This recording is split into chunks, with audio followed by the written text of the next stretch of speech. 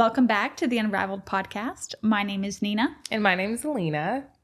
So Nina, one of the reels that you did not too long ago, it talked about the housing affordability and just affordability in general. And I was kind of curious about that one because it's something that we're really dealing with in today's day and age, with things costing more, housing costing more, and people are making less money. Mm-hmm. Yeah. So I made that reel just because I'm hearing it not only from clients and people that are trying to buy and get into the market, but just generally, even beyond real estate, that the cost of living has gone up so much and wages have not matched. Now, it's really an unfortunate situation because I think some of the reasons why this has happened are out of our control, or decisions that were made maybe before we were born, or things in politics that we can't really affect. But it's a big problem. It's something that needs to be addressed and discussed more, especially since, if we can't change it, how can we then adapt and learn to be in this new environment? How can we change our income? How can we adjust our lifestyle so that we can get ahead, that we can save, that we can get out of debt? And these are all challenges that a lot of families are facing, a lot of people are facing. And so I just kind of wanted to highlight it. I know it's not popular for everyone to talk about, sure, but it is definitely an issue. Yeah. What are your thoughts on, the cost of living going up so much? Even in the last just couple years, I think we've seen a drastic increase in groceries. It's funny, I was renovating a property, and in the walls, there was this old magazine from 1979 rolled up, and it was a magazine that had groceries on it. Oh my gosh, to see those prices. I know. And then I just compared it to maybe 5 years ago and then today. I mean, it's such a huge difference. Cost of housing, in the 80s, you could get a house for $40,000, $50,000. That was the average sales price. Now a house average in the United States is $400,000 plus. And how does that translate into what people are making? It doesn't. So I think the reality is that people are going to have other sources of income. Mm-hmm. I know in the past it was more of an optional thing, mm-hmm. but I think in today's day and age, it's going to have to be a must to be able to keep up with the cost of living and mm-hmm. not making not having enough income to be sustainable. Yeah. I know for myself, I've always wanted to have other streams of income, but I think for other people, again, it's going to be a must that they're going to have to do. What am I trying to say? I've always believed that when you work for someone else, there's always going to be a cap on how much money you make. Yeah. When you have another stream of income that allows you to dictate that yourself, it becomes endless because you're the one determining what you want to make, how much you want to make, when you want to make it, and mm-hmm. how you want to make it. Mm-hmm. If you're going to pick another stream of income, I think it needs to be sales, something that you can do for yourself to determine how much money you're going to make and how you're going to do it. Mm-hmm. Sales is one of the biggest sources of income because there's no cap on how much money you can make. It's just about the effort that you put in to make money. Yeah. Yeah, I think there's two different ways to look at it, and I understand both, and I hear both sides where, it's doom and gloom, woe is me, I'm going to play a victim, I can't do anything, I'm helpless. And then there's the other side where it's well, I'm going to do everything I can to create the life that I want for myself. Right. And is it easy? No, it's not. And I put in the video, there's some people that have advantages, money, inheritance, but most people don't have that. And yet somehow some people are still able to be successful. Correct. And why is that? And because they put in the time. Exactly. And sales, being a business owner, working for yourself is a great way to generate that. And I mean, when you first bought a house, I know you said, I remember you took a while for you to find the one that you wanted. Not only that, it took you some time to save up for it, get approved, qualify, get the rate that you want, all that kind of stuff. And I think a lot of times, whether it's through social media or through movies or even just what we're taught growing up, is that, you you grow up, you buy your forever home, whether you're married or single. But nowadays, it's usually not possible. And people think, if I can't do that, well, I'm just going to rent indefinitely. But there might be other options. What are some of the options that people have if they can't necessarily find their forever home because it's not in their budget right now? Should they just keep renting indefinitely, or what steps can they take to kind of start that process? I think that's actually a great question for you because you actually did that. I actually just rented until I was able to afford my first house and save up for that. But I know you took a different direction in doing that. Yeah. So, I mean, technically it doesn't matter if it's a house or a condo or a duplex. Or a trailer. It's just any form of real estate that's yours. It's more the idea of, it's not necessarily this luxurious house that you can host people and have Christmas. And it's a more modest version. For us, we didn't necessarily have the resources to go buy a 3 or 4 bedroom house. So we got a condo. We got a condo that was a bit run down. We put some equity into it, sweat equity, and also we bought it in a location that was going to appreciate. And that was the most important thing. I'm sure some of our family was not happy with the choice when it came to the home. It wasn't necessarily something to brag about. In my opinion, buying anything is something to be proud of. But totally agree. Now in hindsight, they can't critique anything because the property we purchased has more than doubled in value in just a short period of time. So from that, you can go to the next step. You could turn that into an investment property and then buy your forever home or another investment property. But it's being willing to make decisions for you and your family rather than for other people. Agreed. And it's a hard thing because the different generations have taught their kids differently. And but also not just differently. The things that other generations that work for other generations may not be working for this one. So the advice that is given it may not be applicable to today's society and what's going on. Mm-hmm. Yeah. I mean, even simple things, in the past, you could survive on one income, just because of the cost of living. You could have a house, a car, and just someone working a blue collar job. You could have a great life. That's not the case anymore because cost of living and salaries, I mean, it doesn't follow. And like you said before, it used to be a luxury to have a side hustle. Oh, if you just want to save extra money, But now you almost need it. Yeah. Now it's like, well, what are our goals for our family? What are our goals? How do we achieve them? What resources do we need to get that done? And I also think in today's day and age, yes, we're not making as much. The dollar isn't as much as it was back then. But also, there's so many opportunities to have other streams of income and make additional money. Social media wasn't a thing in the past. Yeah. It is huge now. Huge. Print on demand wasn't a thing in the past, but it's huge now. Those are all ways that you can literally be at home and have other streams of income and not even have to go out and work for someone else or really have another 9-to-5 job. Yeah. And it's about pivoting, right? Because I don't know about you, but I was raised to, you go to college, you get a 9-to-5, you have a family, that's it. But that's probably not going to work anymore. It's like, okay, society has changed, prices of things have changed. How can I pivot? And a lot of people don't know how to pivot or they're not willing to pivot. And that's, I think, what's holding them back. What do you think when it comes to pivoting your strategy, recreating, if you have to start over from scratch, what are some things that you would utilize, some foundational things, so I know it's very niche. There's a lot of details. You could probably talk for hours on it, but if you had to, brand new in your business, new city, what are some things can set you up for success, Finding a demand for something. Solving a problem. Yes, correct.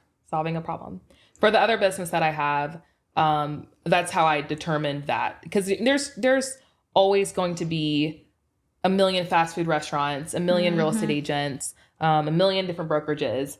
But what are you going to do differently to set yourself apart to not have as much competition? Yeah. But also helps your business will thrive a little more when you don't have as much competition and you're solving a problem. Yeah. If people would see the challenges we face today, and instead of saying, oh, this sucks, this is unfortunate, this is unfair. Do something about it. Yeah. How can you solve a problem that will benefit a lot of people? And then by default, you will generate extra revenue and profit from that. Correct. But it's a hot topic. People like to blame, and there is some blame to be said, to be placed on certain generations more than others. And we think that, I hear it all the time. Oh, the millennial generation or the Gen Z generation is lazy. They need to stop having coffee. They need to stop having their avocado toast. Mm-hmm. I don't know about you, but I've maybe only ever had one avocado toast in my life. But hopefully, as time goes on, the people will understand each other more and understand that, hey, look, we nowadays have to have 3 to 4 jobs in order to survive, where in the past we only had to do 1 job. Mm-hmm. But yeah, I think more people should just be honest and support local businesses too. Totally agree. If there's something that you don't support, then you can boycott it with your dollar. That's the other thing. If you know somebody can provide a great service and you're supporting a local business, then do that instead of going to a big box store. Little things like that, but I totally agree with that. Yeah. I think my coach is trying to drill this into me more, being able to pivot, not just in business, but in personal. And I never used to be able to do that well because no one likes change. But sometimes, things happen in life, whether it was COVID, and people have to start working from home, or, a job change or a family change. And it's like, oh my God, what do I do? And having that resilience to just kind of shift when needed and be flexible. Otherwise, what do they say? If you don't bend, you might break. But what is something do you think that you can, if you had to give a tip on how to stay flexible and how to grow that resilience? That's a good question. Well, let's ask it this way. So obviously you have gone through building a company and a couple different brokerages that you've worked with, and then transitioning out of a previous career. What gave you the strength and energy to make those business moves? Because really what that is it's building that flexibility. Was it just seeing that, hey, this is not a good fit? Was it dreaming of a better future? What was that thing that kind of drove you to be like, okay, on to the next best thing? I think it's my personality. I'm just a very driven person in general. So whatever goals I have, whatever I set my mind to, I'm going to accomplish it. Setting up a plan to make sure that I get to that goal. Mm-hmm. That's just me personally. I know everybody's not driven and people are content where they are, and that's totally fine if that's kind of how you are. But I know for my personality, I am like a go-getter. Like I'm going to accomplish whatever I set my mind to. And that's kind of how I got to where I am. Yeah. So just not giving up, the persistence and consistency. Yeah. But also the time. Yeah. Sometimes I'm in the office until 12, 1 a.m. and people are like, Alina, why are you there that late? And I'm like, that's a great question. I don't know. Because for me, the way my mind works is I can't take a break. If I'm sitting and watching TV, I have to be on my computer doing something. Mm-hmm. It's very hard for me to just sit back and do nothing that's not going to build me. Mm-hmm. Because again, the way my mind works is I feel like I'm wasting time to be doing anything other than that. Mm-hmm. And I'm really trying to train myself out of that, which is another one of my goals this year, is to take time for myself, so I don't burn myself out realistically. Yeah. And, balance is important. And we've talked about that in the past. But I think also you have to understand, because of how much things cost and, just the environment today, as a younger person, you are going to have to push hard for a few years to build things if you want to be successful. Correct. And you can't just passively do it. And understanding that there's going to be some discomfort, some long days, some long nights, but the result of that is worth it. Sure. And so I just want more people to really see the reality of it. It's easy to see people that are successful and think, they had it handed to them, or they just got lucky, when in reality, they were just consistently showing up over and over again for years and years. For themselves, yeah. And then now they can relax a little bit. But, 5 years ago, the hustle was on. And I think that's going to be necessary for, millennials, Gen Zs, in order for us to get ahead. I totally agree with that. It reminds me of when I was, 18, 19. My rent was probably like $600-$700. Wow. And I had roommates. So it wasn't that bad. But the issue is I still couldn't afford it based on what the income was that I was making. Yeah. So I was cleaning houses. I was working at Subway. I was an assistant. I was a real estate agent. So I was doing multiple different things, wearing multiple different hats just to get by. But I still put in the work because I knew at the end of the day what I was trying to do. So it's mostly about, yes, you're going to have that struggle. It's going to exist. But what are you going to do about it? Are you willing to put in the work to get to where you want to be and see your goal? Yeah. So you really had, along the way, you had your why very clear. You had your goal and your why that was more important than, all these different things you did were a means to an end because you knew what your goal was. And it's probably why you're such a great business owner and employer now. It's because you have worn those hats. You have been in those roles. You know exactly what it is. You didn't just inherit. Wake up one morning and take over someone else's company. Yeah. I was listening to a podcast the other day and they were talking about, it was an Ed Mylett podcast, and they were talking about why some people have a hard time with being resilient. And they were saying it's because they haven't been exposed to suffering, whether in their own life or, in someone in their family. I know people that have served in the military or maybe have lived abroad and seen people that are less fortunate. They build up that resilience because it takes suffering and exposure to that. So if someone's not had to go through anything difficult, then when something happens, it's the end of the world. And I just thought that was interesting that more people a very good perspective. Need to think about it that way, that although it's hard to go through, like a breakup or to be fired or any of those things, it doesn't have to be something drastic like war. Yeah. It doesn't spark a change if you're not going through anything. It builds that layer to where you're not as easily knocked over. You're more consistent, you're more persistent. And those are probably going to be the people that end up being successful and achieving the most. But it's because they've gone through hard things. And tell me if I'm wrong, but I can usually see it in other people. Same. Without even knowing their story. You're like, oh, wow, that person has so much depth to them. Same. And you find out after the fact, of course. They've been through a million things. Yeah. I know for myself, I have growing up, not having parents and, being adopted and dealing with those adopted parents. Like it definitely has transformed how I see life and how I go through life. Yeah. And that's the thing, you can either use something to your advantage to make you better or be a victim. Exactly. And that's really my hope, that as people watch this podcast and connect with us, they can see, hey, there's options out there. You don't have to just take the cards that you've been dealt and lie down and be a victim. You can use them to grow and make a better life for yourself. And if you're going through like a hard time right now, be hopeful that around the corner things get better, because I've had years of my life that were the worst, truly. Like everything bad that could happen happens. And luckily, I think I was able to utilize that and grow as a person. But it sucks. It really, truly sucks. Especially when you're going through it and you can't see past it. No. Yeah. A couple of months ago, maybe 3 or 4 months ago. No, I think it's been a little longer than that. I was in my coach's office and I was like,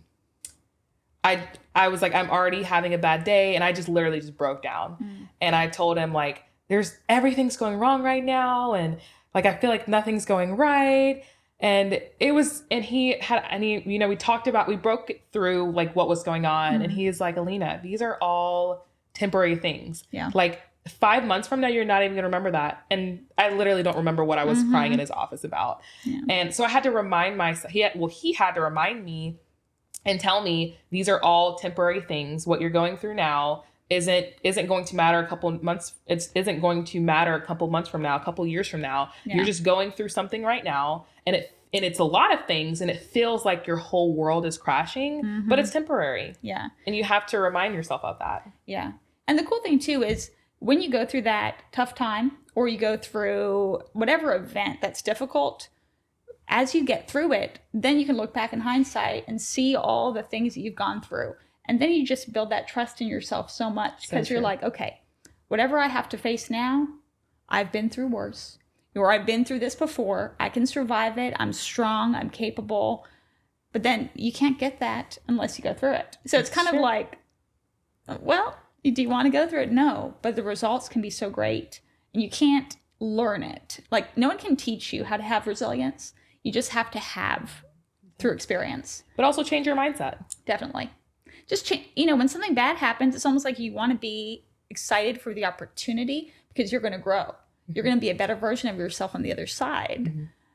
But totally agree. Like even the relationships I've been in the past, I would always tell myself like, oh, that stinks. Like, we broke up or, whatever. But I've learned so much in those relationships that I've had to change my perspective on the fact that if I didn't go through that, I probably wouldn't be, where I am today or have the mindset that I had today or learned what I learned in that relationship. Mm-hmm. Yeah. And that's the thing. The mindset and perspective is everything. Is your glass half full or half empty? So you could have two different people going through the same thing and they handle it differently. So the choice is really yours, and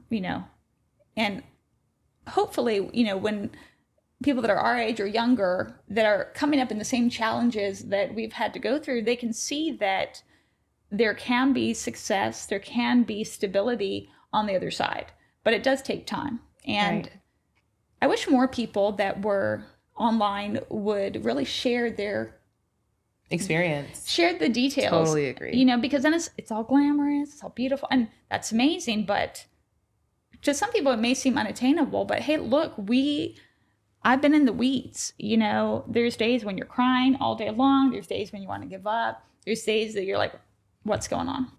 I think it's important for young people and the next generation coming up after us to realize that people that are successful got there through difficulty and suffering and trial and error. And there's days when like you're in the weeds. Why am I here crying all day? Life is a scam. But then it's like, okay, how can we take that and turn it into something meaningful and turn it into progress? And, it's trial and error for sure, but just something I think people should think more about. I agree. I think that's the end of our podcast today. Thank you, everyone, for joining us. You can listen to us every Wednesday, wherever you listen to podcasts. You can also follow us on social media, and thanks for joining us.